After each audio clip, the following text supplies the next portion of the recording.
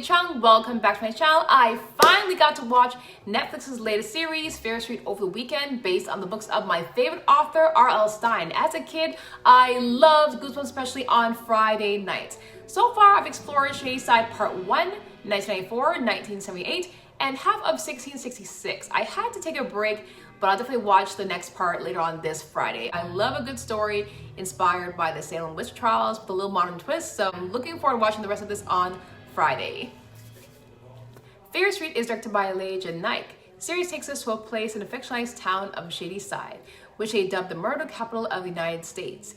There's more to this creepy town dealing with the paranormal, the unexplained mysteries, adversaries, malignant, and most of all, black magic. It features teenagers who are terrorized by the witch Sarah Fier, who placed a curse on the town for her centuries before being executed for witchcraft in 1666. What made things worse was the accident disturbed the grave of Sarah Fier, and that Sam touched her bones. That triggered Sam to seeing horrifying visions. They also realized that killers only want Sam and they cannot be stopped reburying the body or destroying the killers. Sam got possessed by the witch, and now it's up to Deena and her brother Josh, who has a wide collection of clippings of the Shadyside killings. They discovered that Berman, a survivor of the Camp Nightwing massacre in 1978, and their only hope to save Sam and end the terror. I was heavily invested in these stories. Although it was long, I enjoyed each episode. Shadyside and Sunnyvale represent opposite poles, but Fear Street is an allegory about suburban privilege dressed up in blood and guts. More so, it's morally a gore and nostalgic old school horror as told through an enduring cast of teenage rebels. I was nervous to see what was next because I've seen the first installment, the undead mass murders would not stop because they're cast under her spell.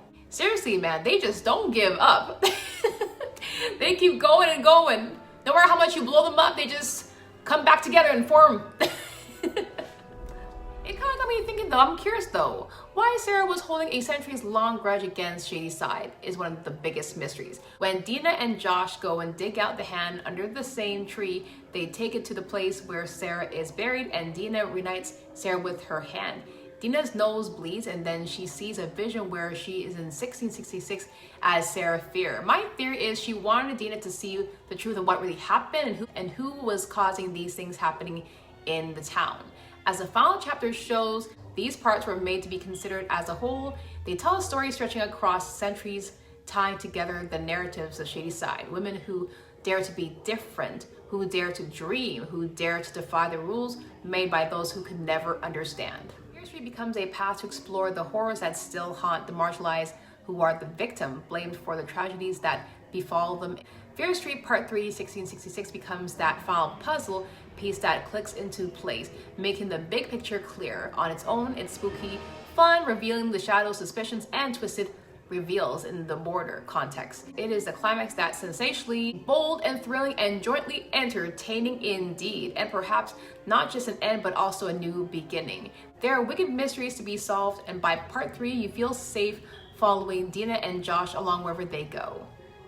Deena was in these crazy situations and she had a choice to basically leave and not deal with it, but deep down she stayed back because she loved Sam and she did not want to see Sam suffering in this crazy situation, being cursed by the witch.